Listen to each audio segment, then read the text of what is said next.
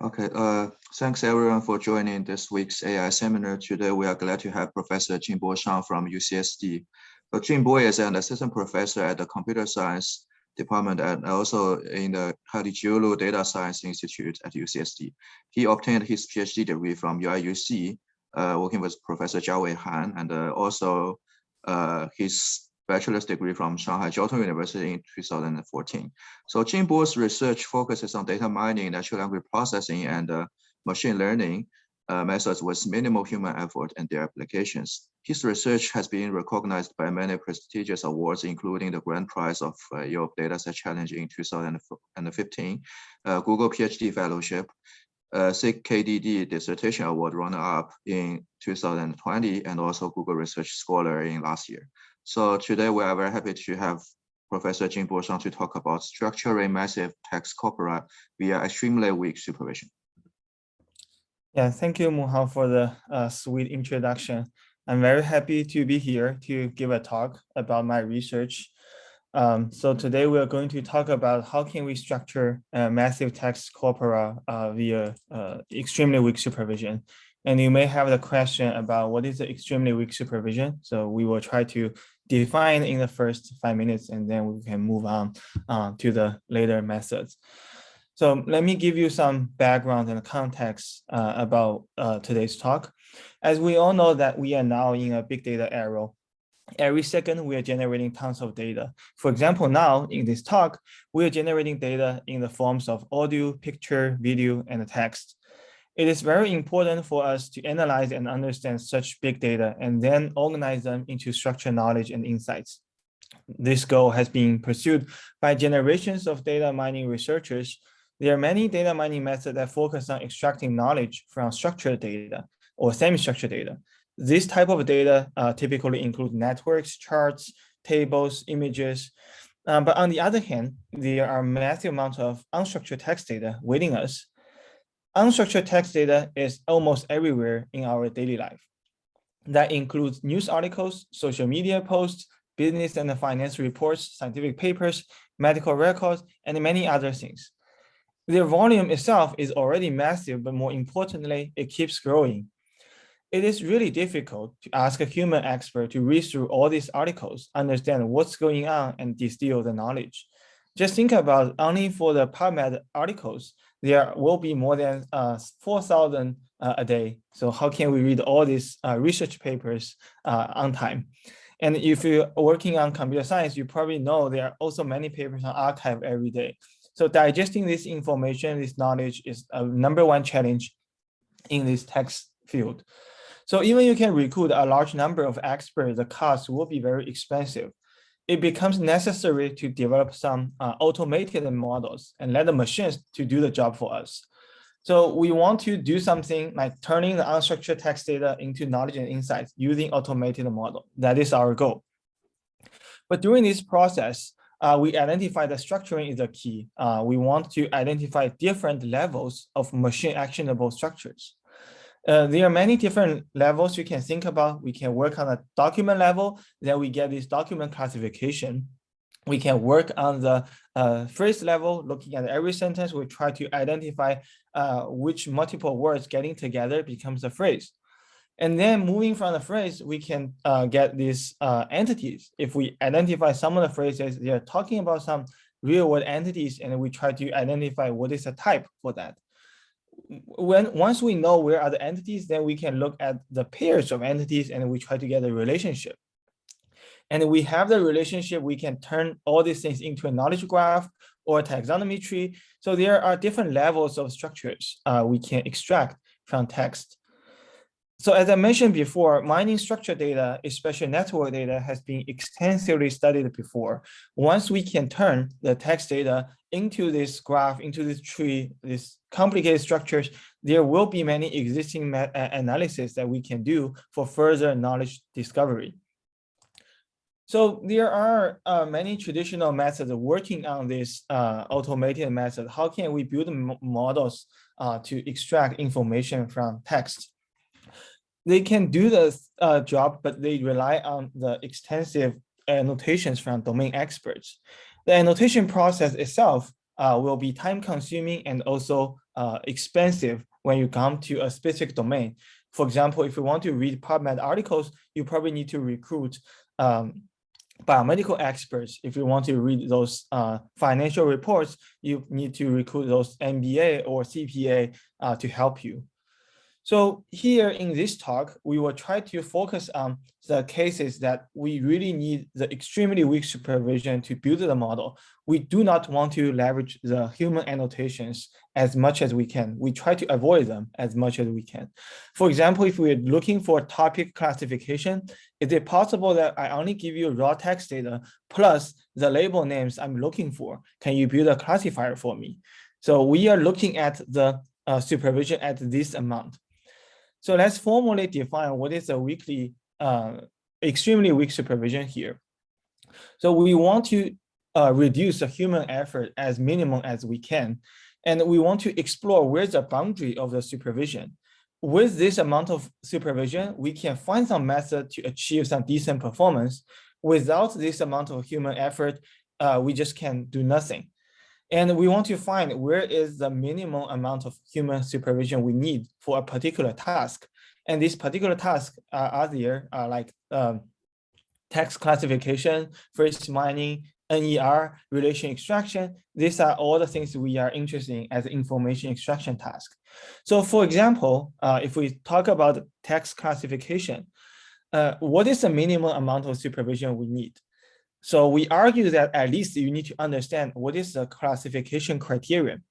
For the same set of documents, it is possible that there will be different ways to conduct a classification. If I throw you a bunch of news articles, you can classify them based on topics like politics, sports, economics, arts, science. You can also classify the news articles based on the location where the news happened. It can be US news, can be Europe news, can be Japan news, China news, and there are many different ways to classify the same set of documents. So you must inform the model what is the label name or what is the classification criteria I'm looking for. And then you can do the classification, build a model to do the classification.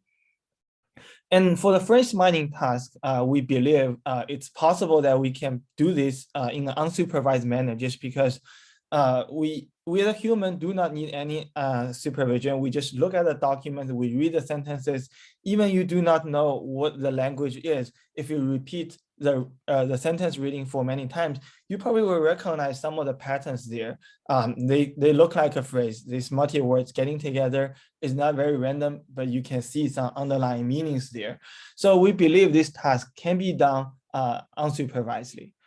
And if you think about what is name entity recognition, you can break it down into two subtasks. One is where are these entity spans? The second task is more like a classification. What are the entity types, right? So we believe if we can do text classification using label names only, we can find the multi-word phrases without any supervision, then very likely we will be able to attack the NER problem by only knowing the entity type names. Because we can first find all the phrases, we know the boundaries, we know the spans, and then we do the typing. It's more like a classification. So that's kind of the reasoning we are doing at the high level, like what exactly the supervision we want to use as the extremely weak supervision for this particular task. And today I will show you two examples. The first one is called UCPhrase. It's an unsupervised context-aware phrase tagging. We have a tagger that can read a sentence, tell you where are the phrases, but we do not need any training data to train this tagger. We just start with massive amount of text data without any supervision. The second method we are going to talk about here is XClass. This is a method that only requires the label names as input. We only take the label names as input, and then we do this text classification. We build a classifier with raw text plus the label names. All these things are there in the natural language, but there's no mapping between this kind of X and Y, where X is a document, Y is a label. So, and after that, in the end, we will also touch briefly about some other weakly supervised methods we have recently developed in my research group. And I hope it gives you some idea about kind of our vision on kind of minimum human effort for text mining. So the first work is about the phrase mining. It is called UCPhrase because it's unsupervised, context aware. It's also because we are here at UC San Diego. We also collaborate with the UIUC people, so UC can be Urbana-Champaign too. So we love this name a lot. So first is why do we want to do phrase mining? Phrase mining is a very fundamental task in text mining or NLP. It is very important to help the people to understand the semantics of the text. So if we are now looking at all the news articles in US on April 9th, 2017, it's a bit outdated, but we can look at all the news articles and then sort the frequency of the words. Then we can get a word cloud. So this is kind of the best that we can do before we do any further analysis. Just explore what's going on this particular day. Is there any breaking news we can look at? So you can find this is a word cloud and there are some interesting words like united and DAO here. United is a very popular word in the US news because it can be United States, can be United Parcel Service, United Airline, United Bank. There are many different United things there. And DAO looks interesting. It's not that popular in the everyday news, but it can be a person, can be a location, can be something that we don't know. So this is kind of the ambiguity brought by the unigram. If you only look at the unigram, it's very hard to understand what exactly does this mean for United and DAO. But if we have the phrase mining, we just redo all these counting things. We plot a phrase cloud. We look at the new phrase cloud, then we immediately understand, okay, the United here refers to United Airline, and DAO means David DAO. It's the last name, and it refers to a person. So you can immediately understand that these phrases are talking about the well-known United Airline incident. The security guards punched a passenger, David DAO, at the Chicago O'Hare Airport, and it was a very big news at that time, and it later leads to a lawsuit, and UA paid a lot, I believe, to close the deal. So that's kind of the power of the phrase mining. With the phrase mining, you can see from the example, it's a keystone towards the text understanding. It can benefit a lot of things in NLP, in IR, in text mining. You can use phrase to analyze the documents. You can use a phrase to do the indexing for search engine. You can use a phrase to build the topic models. You can use phrase to do summarization. So everything it was at the unigram level can be upgraded to the phrase level once we have a very nice phrase mining method. So formally speaking, if we want to define what is a quality phrase mining from massive domain-specific corpora, it is kind of things we're looking for some rank lists to rank all the phrases based on their behavior in the input corpus. If we are looking for, if we're looking at a set of scientific papers like DBLP or archive papers, then we expect that we will be able to extract many phrases like those terminologies. If we're looking at the news articles, then we expect that we can find those person organization names very well. So it aligns with the partial objective of the entity recognition too. So if we look at the literature, is there any method that is context aware and unsupervised? Very likely no before our UCPhrase there, but there are many methods we are familiar with, like those classical methods, Spacey, Stanford NLP. These are supervised context-aware methods, right? They train those CIF model, or more recently, deep neural network model like CNN, like those language model fine-tuning things. They train it based on the human annotations. They look at the benchmark data set, they train a model, and the model is there, ready for inference. However, if you want to apply this model for your own application, you cannot find the phrases that you are really interested in, because if you look at the scientific papers, you look at the news articles, Wikipedia articles, Yelp review, Twitter, well, they are all in English, but essentially they have different linguistic patterns. So the model may be not that generalizable to these things. So these models, they are great, they're off the shelf, you can use, but not the best to find the domain-specific phrases. So on the other extreme, there's another method called top mine. It's unsupervised context-free. it basically look at all these surfaces of the phrases and try to do some counting and then try to compute whether these words getting together is a significant event other than a random by chance event. And then it can help you to filter out those significant phrases, and they can do that in an unsupervised manner, just doing counting from the corpus. But that one is context-free. So if two phrases, they share the same surface name, no matter what the context is, the same phrase will be always recognized. So this is also something we don't want to see. So in the middle, there are more context-free methods. They're either weakly supervised or distantly supervised, borrowing some human annotations or borrowing some supervision from Wikipedia, but they are all context-free. They cannot identify the phrases according to the context. They cannot recognize those infrequent emerging phrases just based on the context. They rely on the statistical signals to do the counting, and the counting itself require enough frequency in the input corpus to make the statistical signals reliable and significant. So there's a blank region here at the top left corner. So we just ask ourselves, can we have an unsupervised method that is context aware? So that's our goal here. We want to find an unsupervised context aware phrase mining method. So we propose this UCPhrase starting from two angles, unsupervised and context aware. To make it unsupervised, we need to derive the free supervision from large scale corpus. To make it context aware, I think it's the best for now to leverage the pre-trained language model to extract so context aware features. So to make this free supervision possible, we have to make some assumption. We assume that the important things will be repeatedly mentioned in the same document. And for the context aware things, we decided to look at the attention maps instead of the original contextualized token representations. And we will talk a little more about why we choose this and why we make such a decision. And before we move to the details, I'd like to give you an overview of this method. We started with this raw text data, and for every document within itself, we try to find those maximum n-grams that appeared more than twice in the document.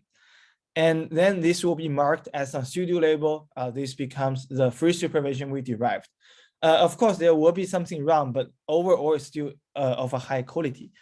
And we will not populate this supervision to other documents because we want to make sure the supervision itself is derived purely based on one single document. And we do not want to let the error propagate to other things if there's any error here. So then we will extract, we'll use some pre-trained language model without any fine tuning to get the attention map for every sentence in these documents. And we will have a lightweight CNN classifier or LSTM classifier to take the submatrix from the attention map to do the classification, say whether this span, this n-gram is a high quality phrase or not. So in the end, we will be able to tag all these non-overlapping phrases in context. And some of them will be even not there in the beginning when you identify these silver labels. So this is kind of the general idea, and the key here is what is the quality of our silver label and why do we choose these attention maps to get the features here. So let's first look at these core phrases versus distant supervision. Core phrases is the phrases we have from every document which appear at least twice, and they are also of the maximum length, which means if we further include one more token before or after that, the frequency will just drop to 1 or 0 in this particular document. So one thing we noticed that from the distant supervision, if you get all the Wikipedia titles as possible phrases, you do the stream match, the matching process itself is not context aware. It's context free. You just look at the surface. If they're the same, you match it. And this Wikipedia title usually give you the phrases of higher frequency. You can see the histogram here for the frequency. Wikipedia titles tend to have those high frequency ones. But our core phrase will actually give you more long tail phrases which only appear in 1 or 2 documents. So that is very important for us to find the more quantity and the more diverse phrases as candidates. And it favors infrequent phrases too. And you can also find that the overall volume for all these things, for no matter 2 words, 3 words, 4 words, 5 words things, we can find way more phrases than Wikipedia titles. And the good news here is there's no dependency on any existing knowledge base. The only assumption we have is the important phrases will be repeatedly mentioned in the same document. Just imagine that title, abstract, introduction. You will keep seeing the same term again and again. So that is the intuition. We believe this is a reasonable assumption. And then you may argue that, okay, we have the silver labels here, and why not we just follow the traditional embedding-based features? Like you just apply the neural language model here, we get a label, we do some negative sampling, then we can train the neural model to recognize the phrases. So there's one thing very tricky here is we're going to train the model based on our silver labels from this given input corpus. And then after we train the model, we want to make the inference on the same set of the documents again later. So if we use a neural model based on the embedding features, and the embedding features to some extent can tell you what exactly the word is, right?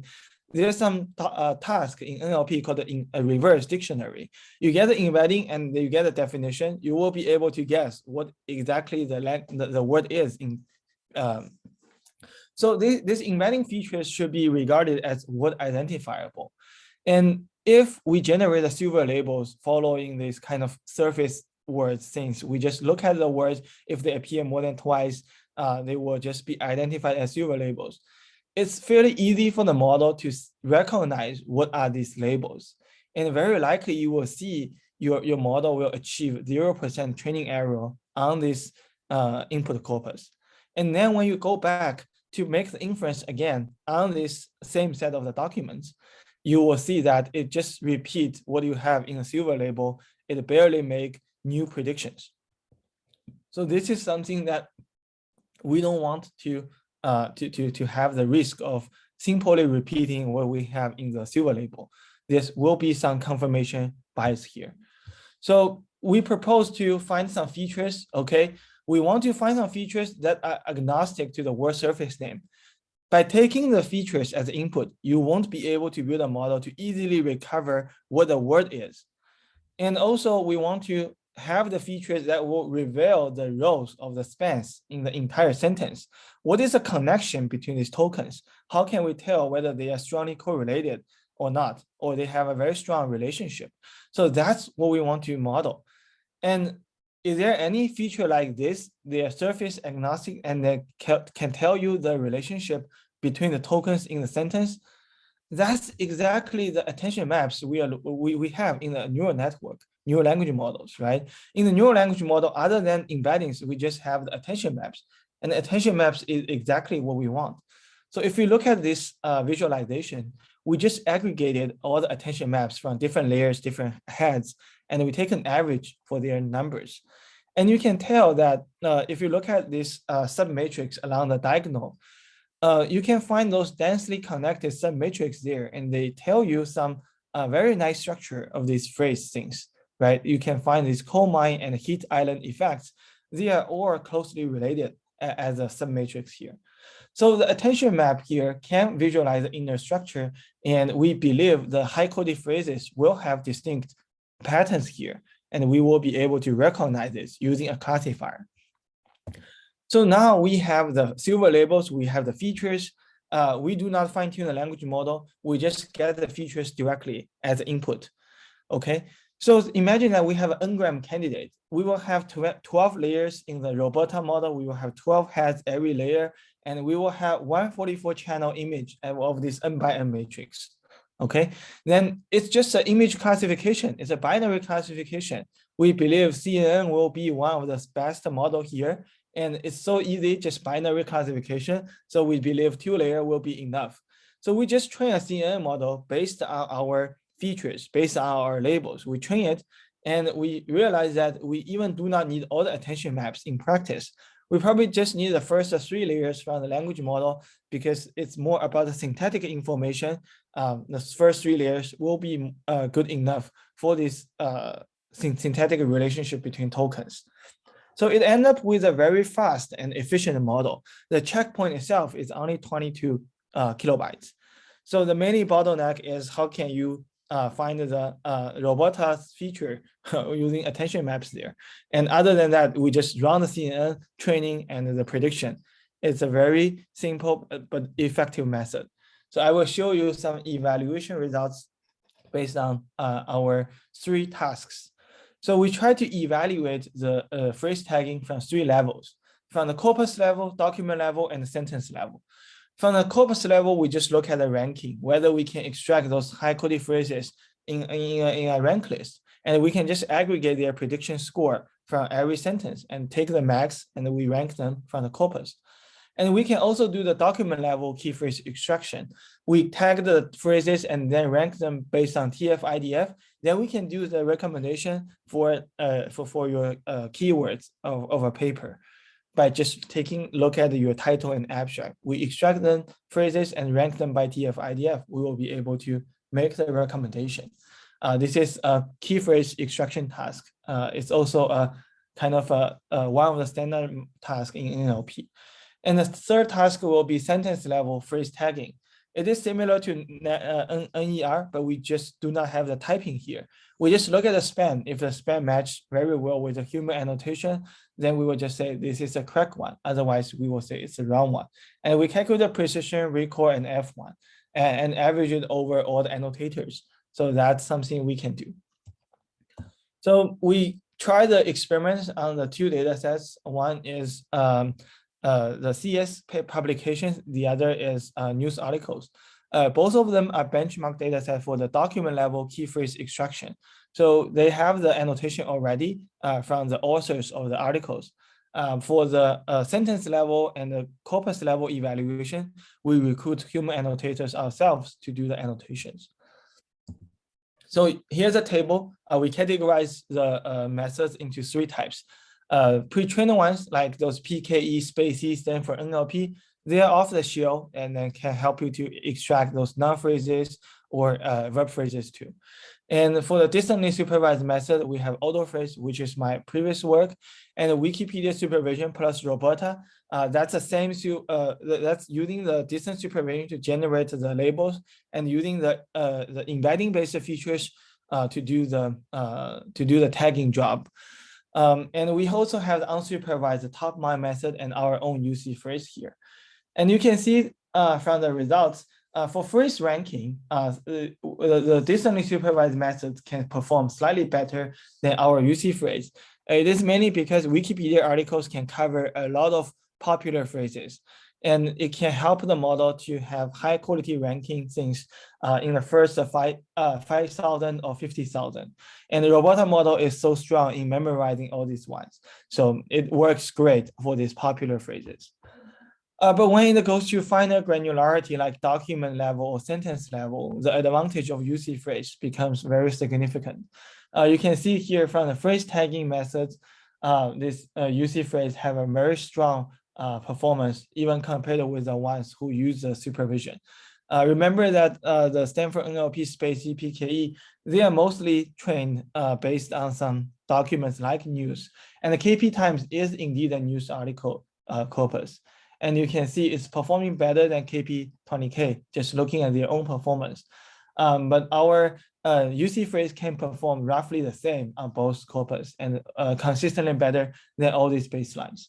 So this is some very interesting results. I think it gives you some confidence to use our UCPhrase for your own domain-specific corpus. So this is kind of the idea of the UCPhrase. I'd like to give a short pause here and see if you have any questions before we move to the second work on X class.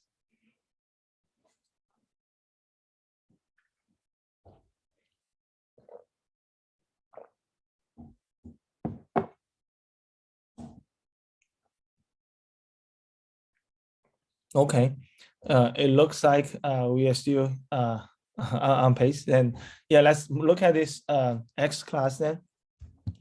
So in text classification, we can abstract the method or problem in some way that the input is always a set of documents plus some supervision plus the target label set. We argue that we have to know the target label set just because you have to tell the model what is the classification criterion you want. The same set of news articles can be classified based on the topics, can be classified based on locations, can be classified based on the time of the news events here, right? So the label set can be hierarchical, but we will not talk about it today. There are many separate work on hierarchical classification. And the goal is we want to build a classifier that can assign one label. We are not talking about multi-label classification here. That's also another different area. And we wish the classifier will be able to assign exactly one label to every document, no matter it's seen or unseen. So that's the problem we are looking at. So in the past, there are many different methods that take the supervised or semi-supervised methods here. You can have all the documents in the training set annotated, or maybe a fairly large subset of the training set annotated. And then you can use SVM, you can use boosted tree, you can use neural networks, you can train this classifier based on all the supervisions you have. And you can do bootstrapping, you can do many other things. But that's kind of the general framework people usually follow. But then we ask the question ourselves that is it possible that we can do some weak supervision? We get rid of these annotations. We only tell the model like we are looking for sports, election, disaster. Can we build a classifier to just classify the documents in this way? And if we can do that, then it really frees our hands from annotating these news article things. You just tell them what exactly the classes we're looking for. So there are different types of the weak supervision on the market now you can shop for. The first one is called minimally supervised. It's similar to the few-shot learning, but it's also similar to the semi-supervised learning. It assumes that you will have k annotated documents per class, but you also have access to these unannotated documents. So it's kind of few-shot learning plus semi-supervised learning. But I personally do not like this setting quite a lot, just because if you imagine how can you get these k annotated documents per class? If you have 1 million documents, and there are some minority classes, which is there less than 1%, 0.1%, or even 0.01% of these documents, they belong to this minority class. How can you give me k annotated documents per class? You probably can do some uniform random sampling first, and then you will realize most of them about the popular class. And the popular class will just have way more than k annotated documents in the end. And maybe if after you sample the 1,000 documents, you still cannot find the minority class there. So that is why I do not like this setting a lot. But of course, you can have some smart way like active learning or some other things to try to discover this minority class more efficiently. But we are not going to talk about this today. The second type is called seed word driven. It asks the user to provide k seed words per class. Like on the right-hand side, if I'm looking for soccer news, then you can say, oh, soccer, I know soccer. And people just have goals, have penalties, have all these things. And you can also name some popular soccer star, like Messi and all other names there. And you can put things as a seed words to guide the model understand, okay, how likely the soccer articles will have these seed words, or how likely if you see the seed words like this, the document is really about soccer. And this actually requires a human expert know how to describe these articles, and you are familiar with this corpus. You need to read some of the articles, and then you can make sure they are really talking about the soccer or law in this way for this particular article. And it's even possible that we have some experience in the before we ask some human annotator to give us seed words. And the seed word itself is really great. It's high precision. However, the recall is really low. In a large scale corpus, only less than 10 articles has these words there. So how to design the seed words is also not trivial. And you cannot assume the user can always give you the words that have high precision and relatively high recall at the same time. So that's something very challenging too. So, and we then think about what is the minimum amount of the supervision we can ask the human to give us. So we can go to the extreme case when k equal to 1 in this case, in seed word case. We can ask the human to just give us one seed word, which is the surface text of the class names. And we never assume this class name will appear many times in the document. We, of course, assume that this class name will be there at least once in the document. We assume that this will be there. And this is also very informative, tells us exactly the semantic meaning of the task we are looking for. So for sentiment, we gave the seed word or the class name as happy and sad. For topics, we have sports, arts, science, just as what they have in the data set. So this is kind of the input we have. And why we believe this is something doable, like just with this class name, we can do the classification. So our work is inspired by this ACL paper. It's an analysis paper. There's no method proposed, but it's very inspiring. It basically tells you an average of BERT representations of all tokens in a sentence or document can preserve domain information very well.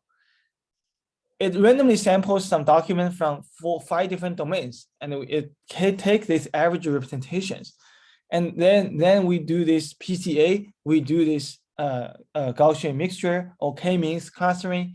And you can find that if we align the clusters with the classes, with the ground truth labels we have, and you can find, surprisingly, it performs very well. The diagonal is very large. It's over 80% accuracy if you know the mapping between the clusters and the classes, and you also know how many classes you're looking for. So this is a very interesting observation. And we also have a follow-up work on this phenomenon. We showed that this average of the BERT representation empirically is the same as you do the PCA for the matrix. You combine all the representation together. You do the PCA, then you get the first principal dimension. That one is the same, almost the same as the average vector itself. And we also have some theoretical results showing that if you have some assumption, this is theoretically true, always true. This average representation follows the same direction as the first principal component. And you can check out our recent work on this. It's called PCA approximates average, something like this. And it's a very short paper, but it provides you the reasons and insights why the average representation is a very strong baseline in many cases. So that gives you some idea on why this result is somewhat expected. But anyway, we know that from this work, the average BERT representation can preserve domain information very well. So then let's think about this. We can learn the representation for the documents by applying BERT. We calculate the average representation. We know how many classes we're looking for since we ask a human expert to provide the seed words. We set the number of clusters as the number of classes. And we do the clustering, and we just fingers crossed and hope the clustering results will be almost the same as the desired classification. Is this a very nice method? Maybe yes, but what is the problem here? The problem here is the learning process here, the representation is fixed. Once you have the document, you have the BERT there, you have the average representation. It's always a fixed representation. But the classification criterion can be different. So we do have some data set. It's the same set of documents, but we have different labels for the document. We have topics, we have locations. You can see that the average BERT representation works very well for topics because topics is just the same as domains. But it works poorly with these locations there. You can see the visualization, many of them are mixed. So how can we address this issue? We need some class-oriented representations. So here is an overview or general idea of our X class. We start with the raw documents, and we have different user-specified classification class names as input. Then we will generate different representations. For the same set of documents, they can be projected into different places. And we also have the representation learned for every class. For the class, we have happy set here. We have science, sports, and arts here. And then we do the clustering. We initialize the clusters by the class name itself. We just use this as the center of the cluster in the beginning. And we run the Gaussian mixture later, and we hope this won't be too far away from what we have in the beginning. And then for every cluster, it's already aligned with the classes because we have the class name there in the cluster. And because of our special initialization, it is very likely that every cluster will only have one class name. And for every cluster, we just pick the most confident documents within this cluster. And we use that as a training data to train the classifier. So you can then train whatever classifier you like the most. You can train BERT, you can train text CNN, you can train LLCM, you can train all the classifiers there. And this classifier will be the final deliverables for the text classification purpose. So the key here is how can we learn these class-oriented representations? So class-oriented representations has two parts. The first part is how can we understand the semantic of the class? The second part is with the understanding of the class, how can we shape the document representation towards that direction? So as we said in the beginning, we do not have any requirement for that class name must be frequent in the input corpus. It can be as infrequent as 1 times in the input corpus. So we are going to incrementally add more keywords from the corpus, try to explain what does that mean for this class. So we just look at all the sentences in the documents, and we have the contextualized representation for every particular token. We average all the occurrences for the same words. We have the statistical representation for every word. And it's kind of the word embedding, but it's more specific to the input corpus. Then we look at the nearest neighbor of this in the statistical representation space. We try to gradually expand these meanings of the class, and we will maintain a class representation for every class. Whenever we have a new word expanded, we will update the class representation by a weighted average. And we will also be careful to the semantic shift. When you expand too many words there, it's possible that you will shift to a fundamentally different concept. And there will be some ambiguity in these words anyway. So we want to make sure that after we add a new word, the top K rank list as a set will be the same before and after we adding the K+1 keywords. If it's the same, we keep expanding. If it's not, then we just stop there. So that's kind of the way we keep our understanding expanded for the for this class representation. And once we know the class representation from the ACO paper, we know that an average representation, a simple average, will preserve the domain information, but then we know what exactly we're looking for. So why not we build some attention weights between these classes versus the tokens? And then instead of the simple average, we calculate a weighted average. And we hope this weighted average tell us more information towards the classification objective here. So that's kind of the design here. It's fairly intuitive and easy to understand.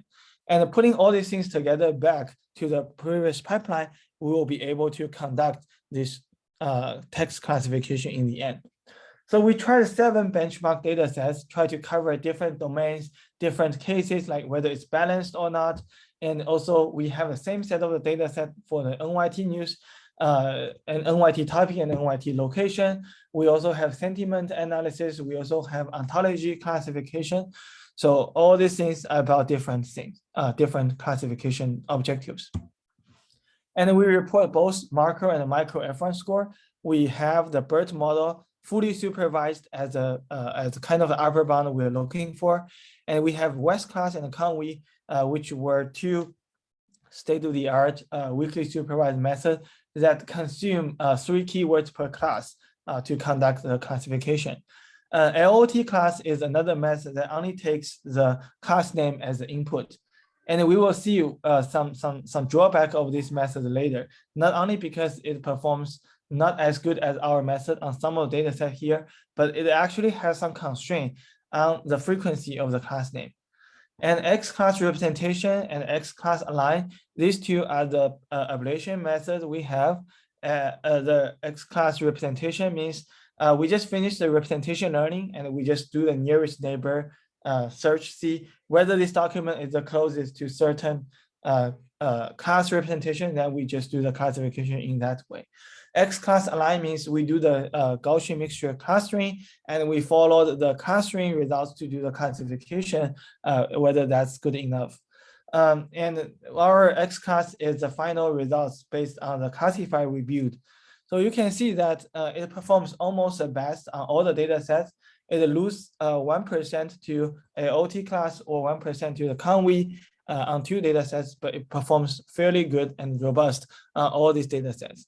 And some of the methods, they perform poorly on this NYT location, NYT topic. This is some reason that we will discuss later.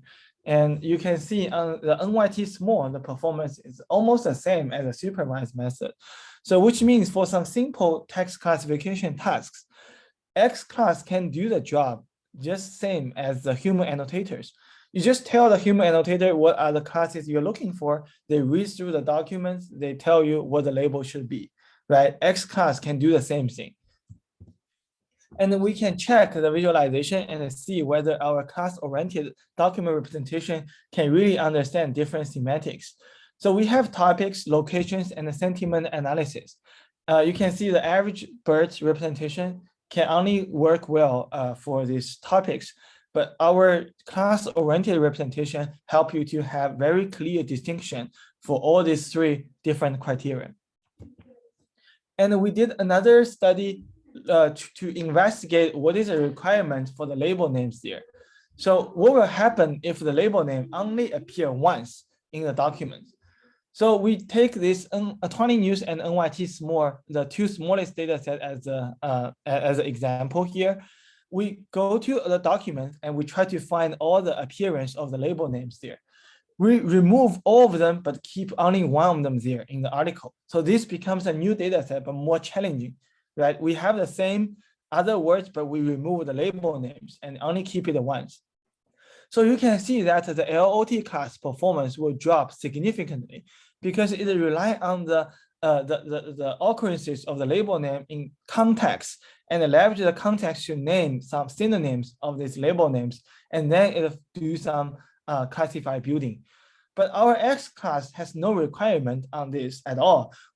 We only have a very implicit requirement saying that the pre-trained language model must see in these words quite a lot and must see in this context quite a lot so that it can generate a reliable contextual representation for this token when you see this token in the context. So you can see that X class is fairly robust to the frequency of the label name. So we do not have any strong requirement on the label name frequency in the input corpus.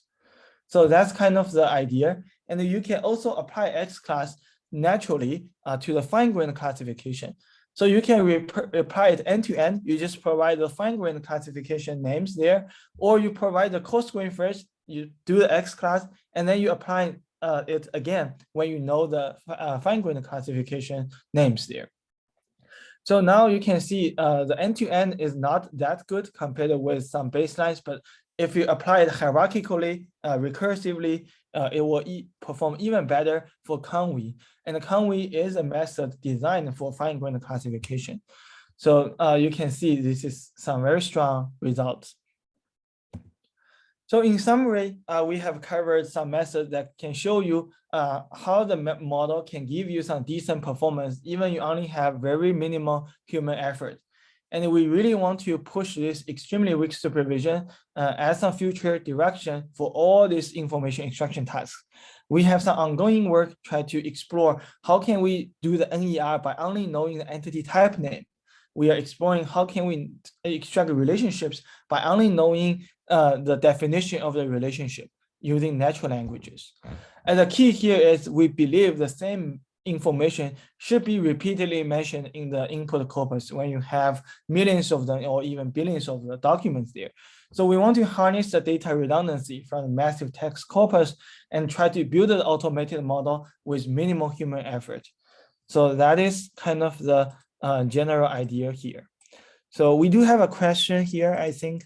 So let me see. For the average BERT representation over tokens in a sentence, can we observe clusters when the label space is very large?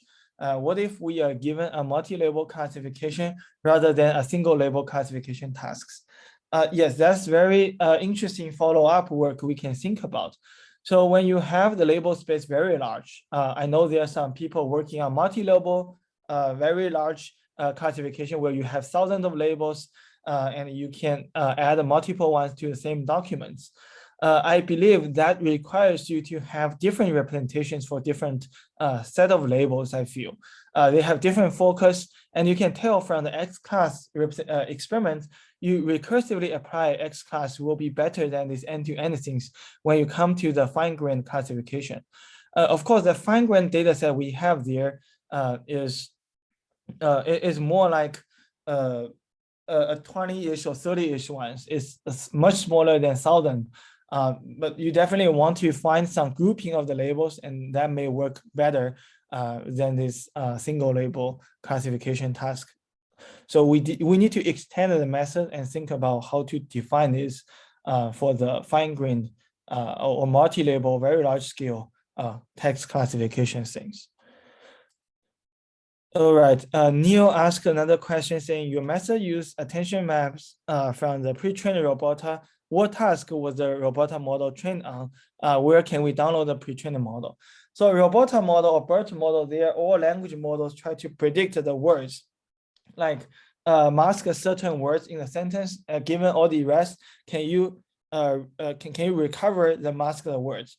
So that's kind of the language model task. And we do use different Robota model for news and KP20K, these scientific papers. So for Robota model, we have this we have this what is called scientific Robota there. For news, we just use the conventional Robota, which is a standard one trained based on Wikipedia, based on news articles. So yeah, that's kind of the idea you can think about. So yeah, that's kind of the two questions we have so far. But I do have a few more slides I want to mention for the other research and future work. So we do have many other works, like I mentioned, like can we, this is a method that we propose to make the weak supervision contextualized. We have many ways to generate supervision, but most of the ways is like getting these things in a context-free manner. We do the stream match from the Wikipedia to the sentences. You will get this silver labels, or you just look at the sentences, documents, you find those repeatedly mentioned phrases that become some silver labels you can use. But can we make the supervision contextualized? Can we distinguish the different meanings of the words which might be related to the end task? So this is different from the word sense disambiguation, but it's more like how can we tell, oh, this penalty is about the penalty in soccer, but that penalty is a death penalty related to the law. So this is a method we propose, and if you feel interesting, you can look into this paper. And we have other works like this Meta. We are aware of this digital tech documents. They are mostly a combination of text data plus some metadata. And the metadata are usually things you can organize in some network in a graph. So Meta is a method that we try to empower the supervision from the metadata itself. Like if you want to classify the documents, you can actually add some supervision based on who are the authors, or maybe who is a pair of the authors.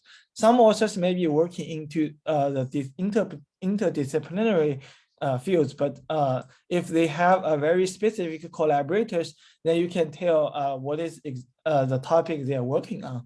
So we believe you can draw more information, more supervision from the metadata in addition to the text data. So we start with the text data. We try to find more supervision from both text and this high order combination of metadata. And that can improve the performance quite significantly. And we are also aware that even for a human expert, it is not that easy to ask you to enumerate all the possible class names. Just think about that. We are kind of computer scientists here, right? How can you name all the computer science fields? How can you name all the subfields of the AI? It's really hard, and there are many new areas emerging. So doing the text classification things, we must be aware of some others category. There must be a class called a MISC. It covers all the things that you cannot enumerate. So how can we build a classifier beyond the user specified class names? So that's something we have for this one. It's called AYA. You can check this paper if you feel interesting. We also have an ongoing work that can not only recognize these MISC documents, it can also further categorize the subclass within this MISC and even give a name for these classes. So that's the ongoing work we are working on, and we plan to make a submission to EMLP this year. So we also have some other work, this course to find. Like if you already have the coarse grain label and you want to do this recursively to the fine grain classification, can we leverage some information for the coarse grain labels to help the fine grain classification? So this is our last year EMLP paper on coarse to fine. It leveraged some GPT model to do the generation to enrich the pseudo label and improve the performance conditioned on the coarse grain labels. So that's kind of the idea we have. And this is the end of my talk, and feel free to ask any questions now. Thanks, Jingbo, for the great presentation. And I like a lot your idea about providing meaningful representations for labels towards unsupervised text classification. And also, personally, I like the coarse to fine paper a lot. Also, you kind of didn't talk about it, but we can discuss that more. So I think regarding the second part of the talk, I do have one question, which is kind of like a follow-up of Nan's question. So let's say, what if you are doing this kind of nearly unsupervised text classification, but there are some documents which belongs to some out of distribution classes, basically some classes we don't know. Yes. So for now, for the X class work, we assume that we know all the possible class names. But we have an ongoing work, almost done, that you only need to tell us the popular class names. We sort all the frequency of the classes. If there are types, we just pick randomly. And we only need to know 50% of the class names. And then we will be able to conduct a classifier building, and we will be able to tell you what are the other class names. We consider whether the class names are coherent with the existing ones, and also whether they can group the documents in some nice way. And it's kind of the discovery. That's also a future direction I'm very interested in. So we have been working on information extraction for decades, and we know how to extract information that people already know. But how can we discover the information that we don't know? Just like the computer scientist example, we probably know there are some interesting areas that we are working on and we can name them. How can you discover some related areas to the ones we know, but we just do not have a chance to read the document in that particular direction? So that's something I'm very interested in. I plan to call it information discovery. I'm also writing a proposal on this to NSF. So I think information discovery will be something very interesting, that we are not only using the machine to help the human to avoid those repeated work, but we are really using the human to augment our intelligence. So AI can be interpreted at different ways, but I recently feel augmented intelligence will be better. Like human tells the machine something, but machine tells human something. That will be the best way to collaborate with those AI models. Thanks, Jingbo. That's a very inspiring idea, really. So I think so. Any other questions from the audience? Yes, I think we are right at the time to conclude this seminar. So thanks once again for this great presentation. I'm very glad to learn about those nice works in your group, and looking forward to the follow-up discussion with you in the one-on-one. Sure, definitely. Okay, see you soon. Oh, yeah, see you soon.